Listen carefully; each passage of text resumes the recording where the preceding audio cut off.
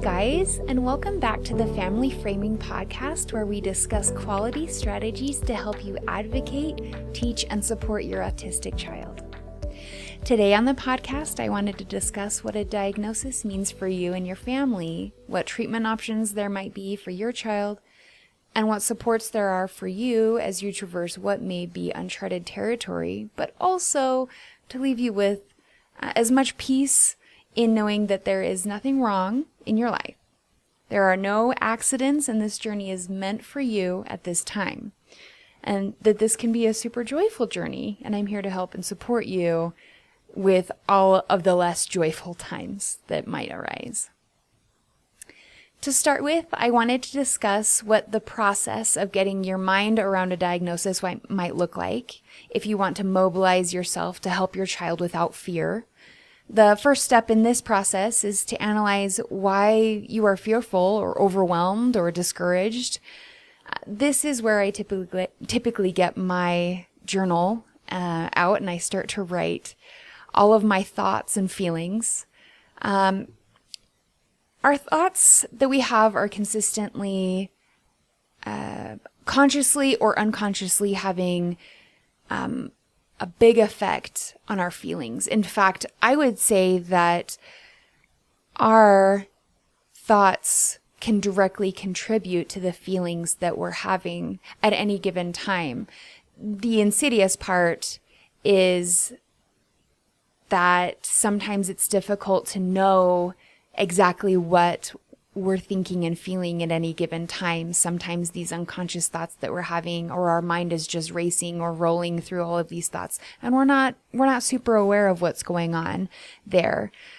So sometimes our mind can get really cluttered with overwhelming or fearful thoughts, and we're not even really aware of those thoughts and feelings that are having such a large effect on our feelings, and therefore our ability to act and advocate for our children who need us. Once you have a grasp on what your mind is doing, you might have a better understanding on why you are feeling these things, and you have more ability to tell your mind what to think rather than letting your mind dominate you and your actions. If this is you and you're struggling to manage your mind around your emotions and you don't know how to make your thoughts more helpful, or maybe you don't even realize what you're thinking about your circumstances, I can be contacted for coaching. I help parents with this kind of thing all of the time, and this is one of those things that can trickle over into any part of your life, but is especially important when you're caring for an autistic child who is dependent on you to really advocate for them and their needs. So this is something that I can teach you how to manage so that your mind is consistently working for you rather than you struggling to understand what's going on and why you feel immobilized, why you feel paralyzed, maybe why you're so fearful. All of these different things that have such a large effect in our lives, but sometimes it's difficult to gain that awareness of what's really going on. Once you have your mind a little bit more managed, movement is a lot easier as far as getting treatment, as far as moving forward in becoming the parent that you want to really be for your child and the support that you really want to give to them. Getting your child the support that they need is imperative. This can look different for everyone, and so there shouldn't be any judgment if one family chooses a certain type of therapy over another type of therapy, and or the intensity thereof. That could all be different.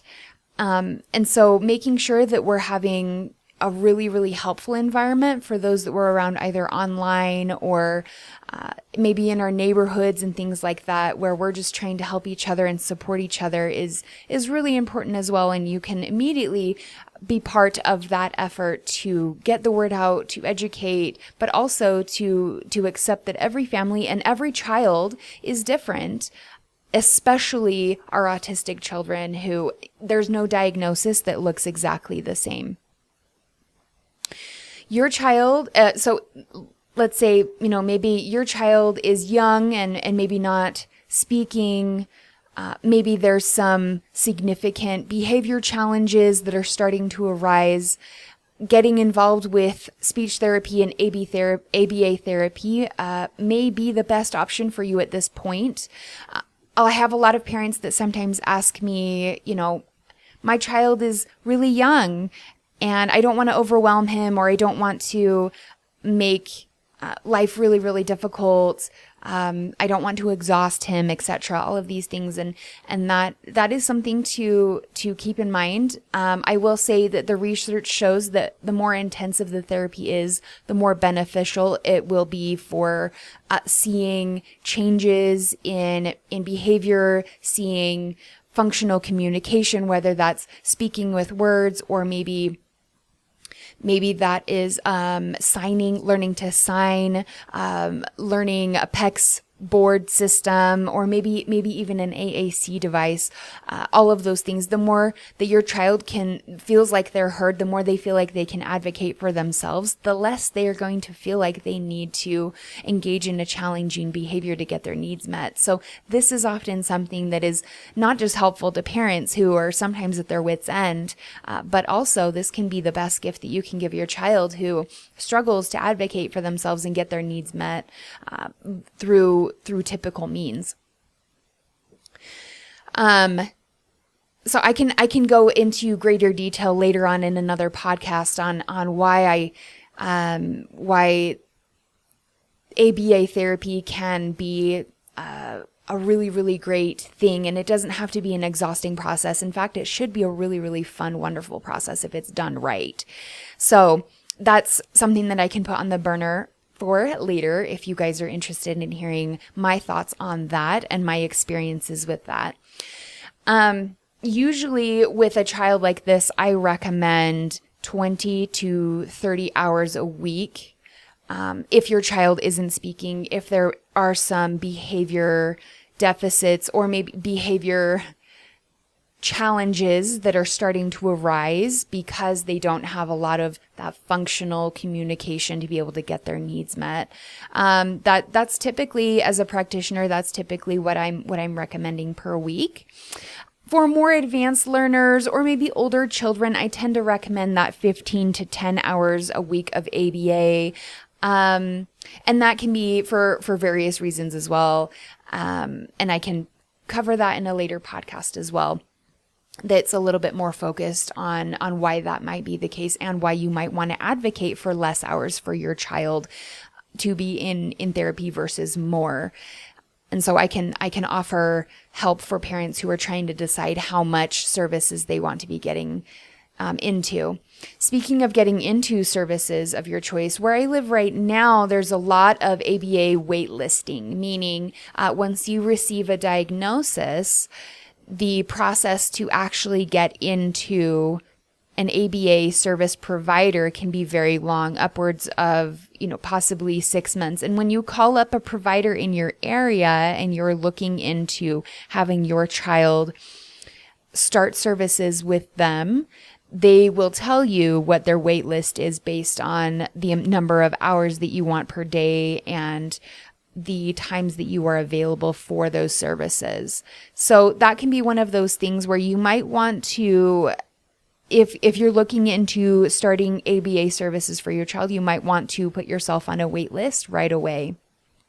Right now, at least where I live, there's not enough practitioners to provide the amount of services that are needed at this time. But once again, you can look in your area or online and make a list of agencies that seem like they align themselves with your values and how you want to raise your child. There are a couple of things that I typically tell parents to keep in mind when you're looking into providers. One of these things might be just keeping in mind, do they have a clinic or are they home-based therapy? And deciding for yourself what you would prefer. And I can go more into a little bit of detail about the pros and cons of having clinic-based sessions versus in-home sessions. There are pros and cons to both. Neither is totally right for everyone. And so that can be a really, really personalized decision. But it's sometimes nice to have the option to maybe do a hybrid model or something like that. So deciding what your preference is and why is really important when you're picking out a service provider.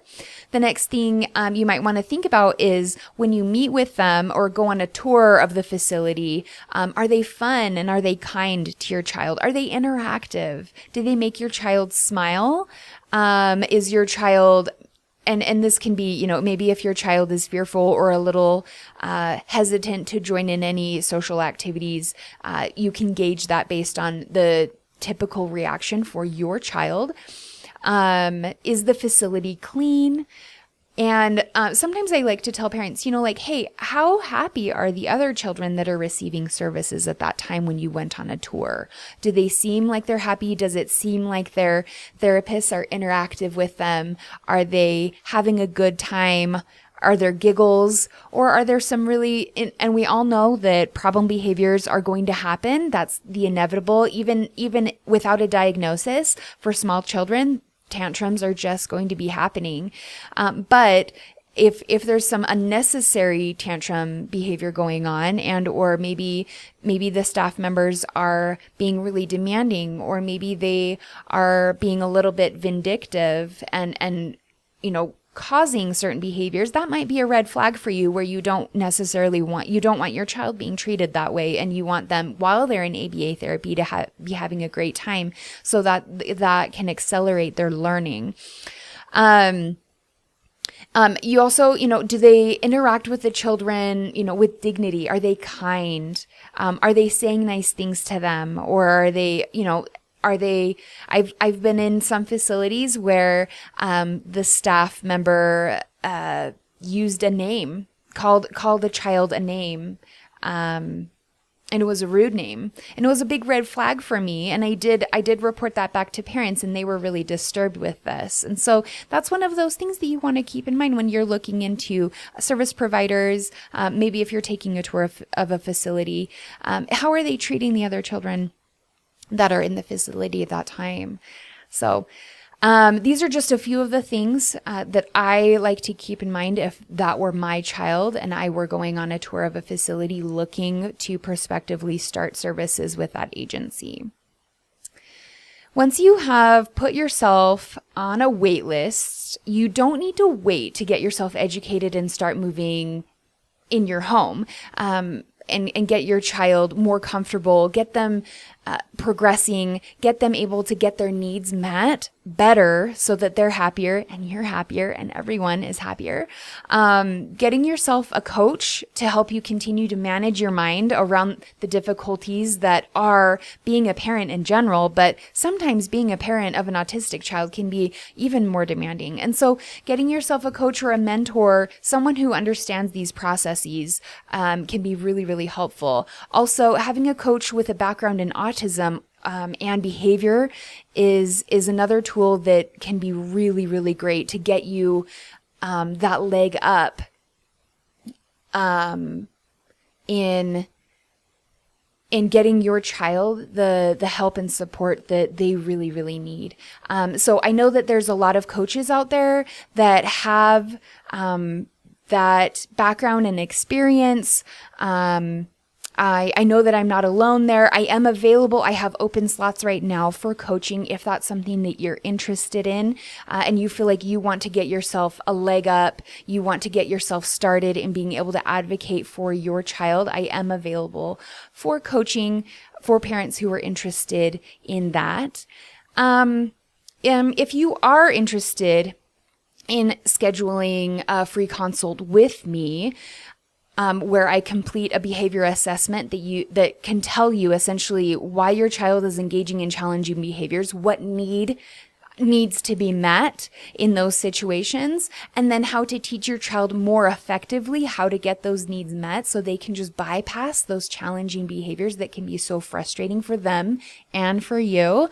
That is something that I offer free to every consult, whether or not you decide to continue having coaching services with me or not. I feel like that is helpful. That's my way of providing value to parents and families that are in need, and giving you guys the information that can help your child the most, and doing that in a safe way that encourages your child to advocate for themselves and to better help them get their needs met.